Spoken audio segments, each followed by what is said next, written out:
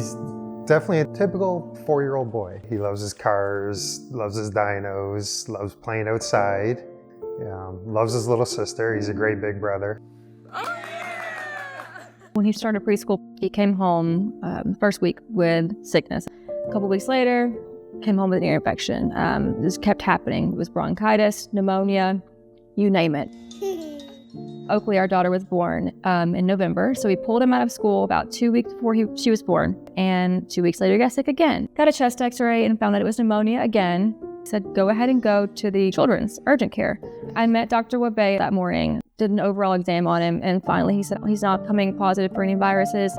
So he drew blood, and we said, your son's platelets are low.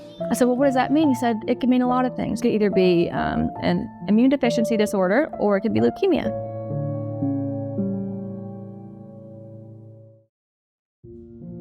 He said, you guys are gonna go over to Scottish Rite, get admitted to the ER, and they're gonna rerun labs and check and see what they see. We drove to Children's at Scottish Rite, brought us up, drew labs, said labs looked relatively the same, and they were going to admit us.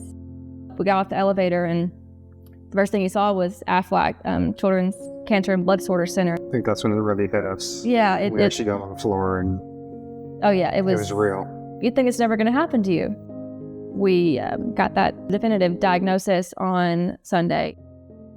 So Austin was diagnosed with B-cell acute lymphoblastic leukemia, which we call BALL for short. It's a cancer of the blood and bone marrow, and particularly affects the immune cells. What we understand is that in the course of fighting an ordinary everyday infection, the immune system goes crazy and doesn't know how to shut itself off. Once upon a time, this was a 100% fatal condition, but now is highly treatable. And he started chemo quick. It was just nonstop. I mean, chemo Wednesday, chemo Friday, we went home, and then we were back at least once a week for months, it seemed, for more chemo and oral chemo and you name it. Yeah, the beginning, it was tough.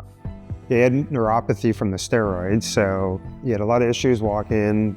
He's been doing physical therapy for, I feel, about a year now, just to help with his walking. It's pretty painful as a parent, forcing your son to suffer, but knowing it's the right thing to do, so.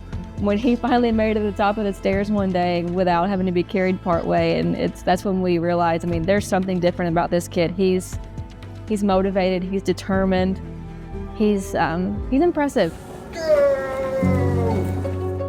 I don't think we could say enough good things about Dr. B and the team at Children's. They've been amazing. Our experience at Children's really couldn't have been better. We were assigned Dr. B, and we never feel like just another patient. We feel more like family at Children's. He turned 4 this year. He's back in school, and he's playing baseball. So we do have hope. My hope for Austin in his future is that he uses his testament to help others, to encourage others, provide them hope. You know, day one, I didn't have any hope for the future. I thought we wouldn't see his 3rd birthday. I thought we wouldn't see him go back to school, but Children's made it possible to see all of that.